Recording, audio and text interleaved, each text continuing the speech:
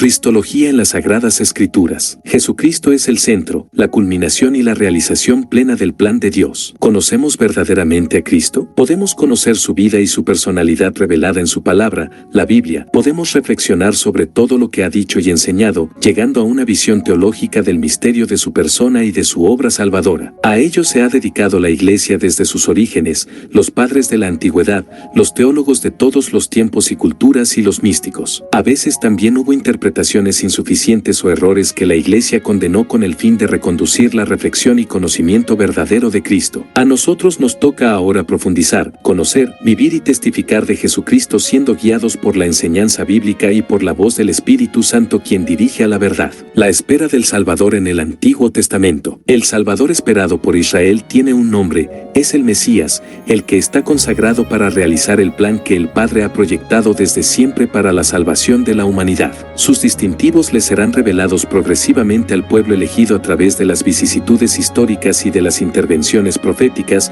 mediante un proceso que irá poco a poco perfilando un Mesías que es rey, profeta y sacerdote según el orden de Melquisedec, un siervo paciente, humilde, manso, justo y verdadero. Israel está a la espera del liberador enviado por Dios. El mesianismo es, pues, una dimensión constitutiva de Jesús, el Mesías Rey. El mesianismo bíblico tiene un considerable desarrollo que se remonta incluso a la época precedente a la institución monárquica, pues se habla también de mesianismo preisraelítico o patriarcal. Sin embargo, es a partir de la monarquía davídica cuando el mensaje profético adquiere contornos suficientemente precisos. En este periodo el Mesías, el que realizará las promesas divinas trayendo justicia, paz y salvación a Israel, es presentado como un rey extraordinario descendiente del linaje de David. Así pues, inicialmente la promesa de un Mesías enviado por Dios para salvar a su pueblo se expresa con categorías reales. El primer anuncio en este sentido es el del profeta Natán, segundo Samuel 7, 11-16, en que Dios promete a David un reino duradero a cuyo frente estará un descendiente suyo. Los salmos. El eco de la espera de un Mesías rey se escucha claramente en algunos salmos reales. Salmo 88, 20-38, Salmo 2:7, Sal 110, 1:3, en que se hace referencia a una misión especial confiada al rey Mesías, pero sin definir sus contornos. En los textos citados solo se habla de la instauración de un reino que durará para siempre, y en otra parte se dice que será un reino de justicia y de paz. Salmo 71, 5-7,16-17. Isaías. El contenido de esta misión y la figura del rey Mesías destacarán con mayor claridad comenzando por las profecías de Isaías. El primer indicio de la nueva orientación se encuentra en la profecía del Emanuel, Padre eterna y Príncipe de paz, Is 7:14, prometiendo el nacimiento de un niño con el que estará Dios. La misión de este misterioso personaje la describirá el profeta reiteradamente. Jeremías no expone sobre el Mesías debido al cautiverio y sufrimiento, más bien se encuentra una palabra de consuelo de esperanza por el renuevo que saldrá de Dios. Jeremías 23, 5-6, Ezequiel. En un mensaje escatológico se encuentra también en el rey Mesías anunciado por Ezequiel. Se lo presenta como un pastor ideal que cuidará de las ovejas de Israel. Ezequiel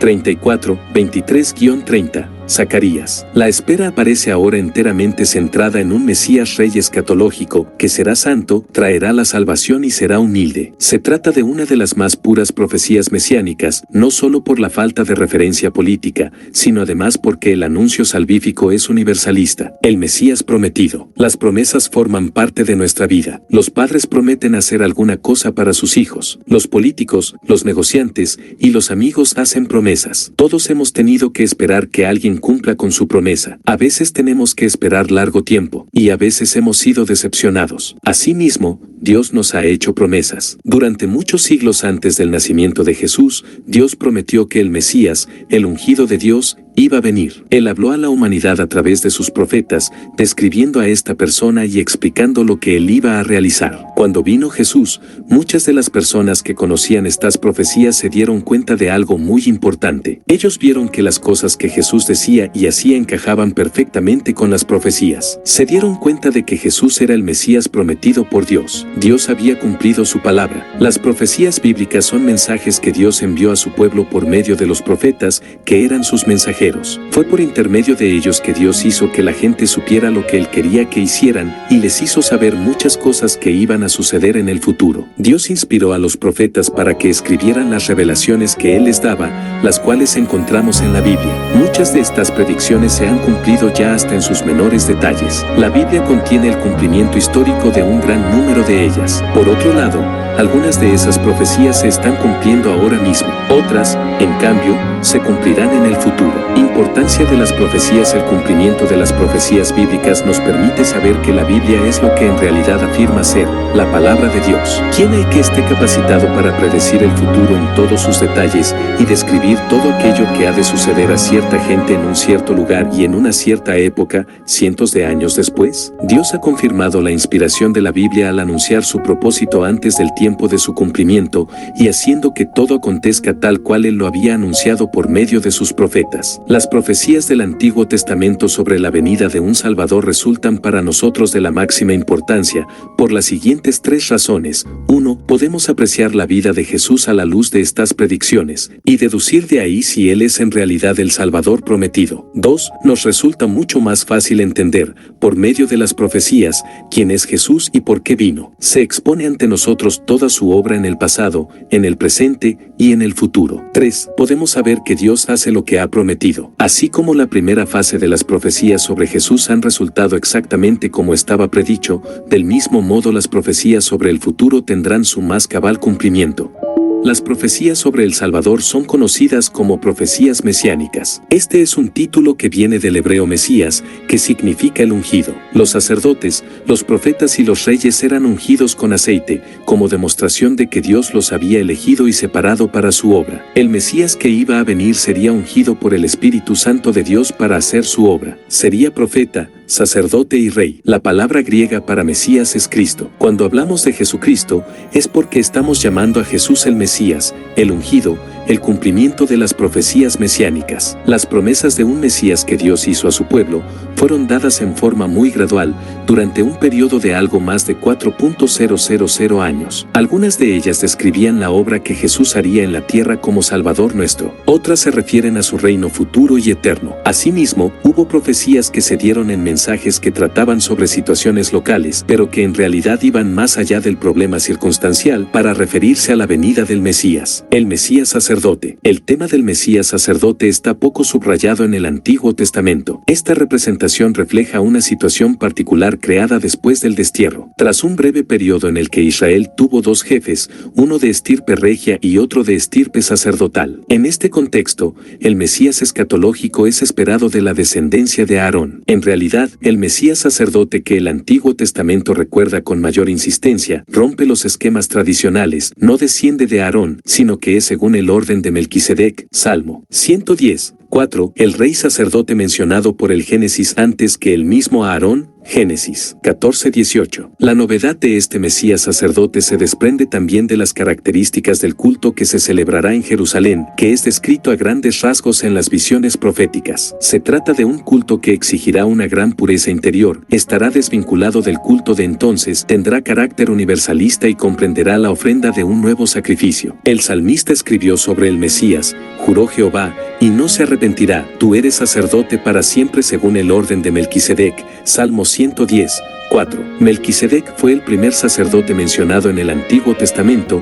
y aparentemente fue escogido directamente por Dios. Los sacerdotes del Antiguo Testamento oraban por el pueblo y también ofrecían sacrificios por sus pecados. Jesús oró mucho por sus seguidores cuando estuvo en la tierra y en estos momentos está orando por nosotros. El sacrificio que ofreció por nuestros pecados fue el de su propia vida. Ahora podemos acudir a Dios para obtener perdón por intermedio de Jesús, nuestro sacerdote. Cuando quiera que acudamos a Él en oración, nuestro sacerdote le presenta a Dios nuestras necesidades. El Mesías profeta como profeta sería para nosotros la voz de Dios. Como sacerdote, sería la voz nuestra ante Dios. Como rey, Él sería la mano de Dios que nos ayudaría y nos dirigiría. Él establecería nuestras normas de vida y establecería el gobierno de Dios en nuestras vidas. Cuando Jesús dio comienzo a su ministerio público, leyó la siguiente profecía acerca del Mesías a la gente y les hizo saber que en él ellos estaban presenciando su cumplimiento, el Espíritu de Jehová el Señor está sobre mí, porque me ungió Jehová,